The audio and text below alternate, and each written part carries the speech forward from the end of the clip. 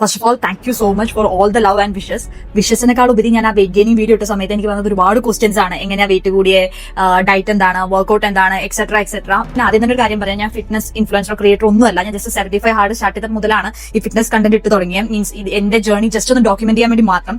So ഞാൻ share ചെയ്യുന്നത് completely എന്റെ ഒരു പേഴ്സണൽ എക്സ്പീരിയൻസും എനിക്ക് റിസൾട്ട് കിട്ടിയ കാര്യങ്ങളും എന്നെ പേഴ്സണലി ഹെൽപ്പ് ചെയ്ത കാര്യങ്ങളൊക്കെയാണ്. അത് ആർക്കെങ്കിലും ഒരാൾക്ക് യൂസ് ആവുകയാണെങ്കിൽ ആയിക്കോട്ടെ എന്ന് പറഞ്ഞിട്ട് മാത്രമാണ് ഷെയർ ചെയ്യുന്നത്. ഓക്കെ, സോ ഇതെല്ലാം കൂടി ഡയറ്റും വർക്ക്ഔട്ടും ടിപ്പുകളും എല്ലാം കൂടി ഒരു വീഡിയോ ഇൻക്ലൂഡ് ചെയ്യത്തില്ല, കാരണം അത് ലോങ് ആയി പോകും. സോ ഞാൻ 3 പാർട്ടായിട്ട് ഡിവൈഡ് ചെയ്യാം. ഇതൊരു ഫസ്റ്റ് പാർട്ടായിട്ട് കൺസിഡർ ചെയ്യാം. ആദ്യം തന്നെ വരുന്നത് നമ്മുടെ മൈൻഡ് സെറ്റ് ആണ്.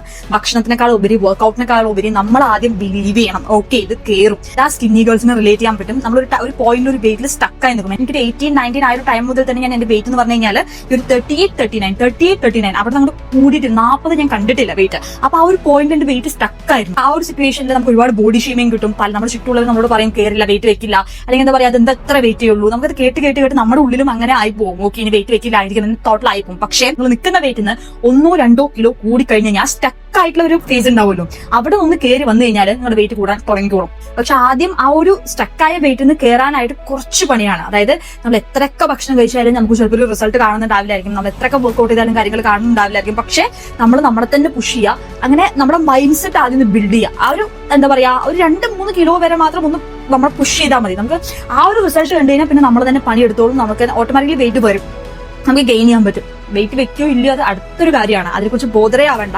ആ ഒരു പ്രോസസ്സ് നമ്മൾ എന്താണോ ആ ഒരു പ്രോസസ്സ് പോകുന്നത് അത് കൺസിസ്റ്റന്റ് ആയിട്ട് കുറച്ച് ദിവസത്തേക്ക് ചെയ്യാൻ നോക്കും. 1 ദിവസം 2 ദിവസം ഒന്നും അല്ല. ഞാൻ 75 ഹാർഡ് സ്റ്റാർട്ട് ചെയ്യുന്നതിനേക്കാളും മുന്നായിട്ട് ഞാൻ ട്രൈ ചെയ്തിട്ടുണ്ടായിരുന്നു വെയിറ്റ് ഗെയിൻ ചെയ്യാനായിട്ട്. അപ്പോൾ ഒന്നും വെയിറ്റ് ഗെയിൻ ചെയ്തിട്ടില്ല. റീസൺ എന്താണെന്ന് അറിയാമോ? 1 ദിവസം ചെയ്യും, 2 ദിവസം ചെയ്യും, 3 ദിവസം ചെയ്യും, 4 ദിവസം വിട്ടു അല്ലെങ്കിൽ നമുക്ക് ഒരു ഇതില്ല. പക്ഷെ ഞാൻ 75 ഹാർഡ് സ്റ്റാർട്ട് ചെയ്ത സമയത്ത് പെർട്ടിക്കുലർലി എന്നെ ഹെൽപ്പ് ചെയ്ത കാര്യമാണ്. ഞാൻ ഇത് ഡോക്യുമെന്റ് ചെയ്ത് വീഡിയോ ആയിട്ട് പബ്ലിക്കലി പോസ്റ്റ് ചെയ്യാൻ തുടങ്ങി. അപ്പൊ എനിക്ക് എന്തായാലും ചെയ്തേ പറ്റൂന്നായിരിക്കും. അതിൽ നിന്ന് എസ്കേപ്പ് ആവാൻ പറ്റത്തില്ല. എസ്കേപ്പ് ആവാനുള്ള ഡോർ ഞാൻ ഓൾറെഡി ക്ലോസ് ചെയ്തു.